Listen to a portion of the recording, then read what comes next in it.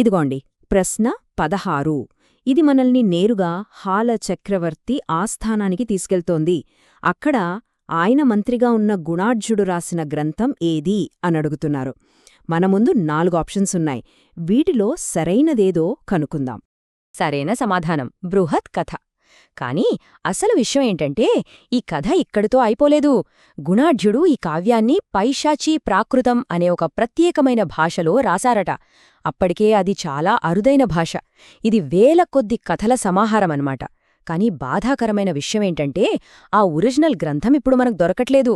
ఒక రకంగా చెప్పాలంటే ఇది మనం కోల్పోయిన ఒక సాహిత్య నిధి.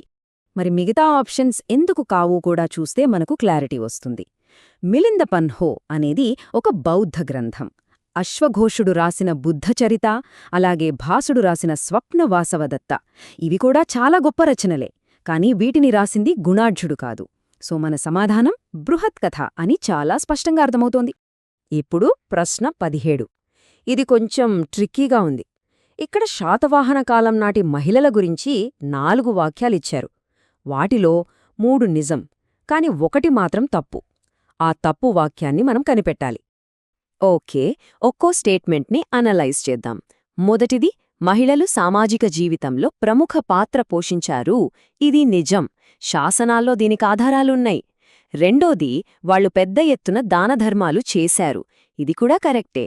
మూడోది, చాలామంది రాజులు తమ పేర్ల ముందు తల్లుల పేర్లు పెట్టుకున్నారు, గౌతమీపుత్ర శాతకర్ణిలాగా. ఇది ఆ సమాజంలో స్త్రీలకు ఎంత గౌరవమిచ్చారో చూపిస్తుంది. సో ఈ 3 వాక్యాలు కరెక్ట్. ఇక చివరి వాక్యం, రాకుమారులు బహుభార్యత్వం పాటించలేదు అని ఉంది. ఇక్కడే మనకు అసలు క్లూ దొరికింది. ఇది చారిత్రకంగా తప్పు. శాతవాహన రాజులు బహుభార్యత్వాన్ని పాటించేవారు.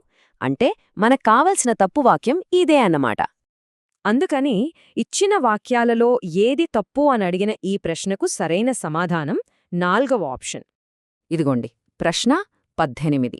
హాల చక్రవర్తి సంకలనం చేసిన గాథా సప్తశతి అనే అద్భుతమైన కావ్యం ఏ భాషలో ఉంది అని అడుగుతున్నారు. దీనికి సమాధానం ప్రాకృతం. ఎందుకంటే ప్రాకృతమే శాతవాహనుల అధికార భాష, సాహిత్య భాష కూడా. అసలు గాథా సప్తశతి అంటే ఏంటో తెలుసా? 700 గాథలు అంటే పద్యాలన్నమాట. అవన్నీ ప్రేమ, ప్రకృతి గురించే. ఒక రాజు స్వయంగా ఇంత మంచి కావ్యాన్ని సంకలనం చేశాడంటే ఆ కాలంలో సాహిత్యానికి ఎంత విలువిచ్చారో మనం అర్థం చేసుకోవచ్చు.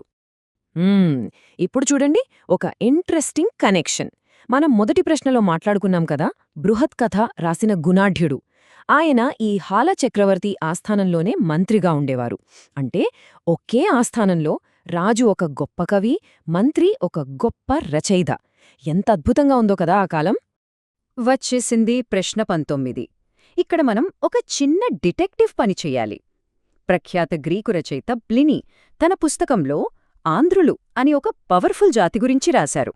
అసలు ఆయన చెప్పిన ఆ ఆంధ్రులెవరు? ప్లినీ రాసిన న్యాచురల్ హిస్టరీ అనే పుస్తకంలో ఆండ్రే అని ప్రస్తావించారు. వాళ్లకి 30 కోట నగరాలు ఉన్నాయని, లక్షల సంఖ్యలో సైన్యముందని రాశారు. ఆలోచించండి, ఇది ఏదో చిన్న రాజ్యాన్ని వర్ణించినట్టు లేదు, ఒక పెద్ద మహాసామ్రాజ్యం గురించి చెప్పినట్టుంది. ఈ వర్ణన కరెక్టుగా శాతవాహనుల శక్తికి సరిపోతుంది. అందుకే చరిత్రకారులు చాలా స్పష్టంగా చెప్తారు, ప్లీనీ చెప్పిన ఆ ఆంధ్రులు మరెవరో కాదు, మన శాతవాహనులే. సో సమాధానం చాలా క్లియర్. ప్రశ్న 20. ఇది కూడా ఇందాకట్లాంటిదే. అంటే కానిదేదో కనుక్కోవడం. ఈ కింద ఇచ్చిన నగరాలలో ఏది శాతవాహనుల రాజధానిగా ఎప్పుడూ లేదు, దాన్ని మనం గుర్తించాలి. సరే, కానిదేంటో తెలుసుకునే ముందు ఏవి వాళ్ల రాజధానిలో చూద్దాం. ప్రతిష్ఠానపురం, దీన్నే పైఠానంటారు. అలాగే ధరణీకోట, జున్నార్ ఇవన్నీ వాళ్ల ముఖ్యమైన రాజధానులు. ఈ పేర్లు గుర్తుంచుకోండి. ఇప్పుడు మన లిస్ట్లో ఉన్న పాటలీపుత్రం గురించి చూద్దాం. ఇది చాలా ప్రసిద్ధి చెందిన నగరం. చరిత్రలో దీనికి చాలా ప్రాముఖ్యత ఉంది. కానీ ఇది గంగానది తీరాన మౌర్యులు, గుప్తులు లాంటి ఉత్తర భారత సామ్రాజ్యాలకు రాజధానిగా ఉండేది. శాతవాహనుల రాజ్యం దక్కన్ పీఠభూమిలో ఉండేది.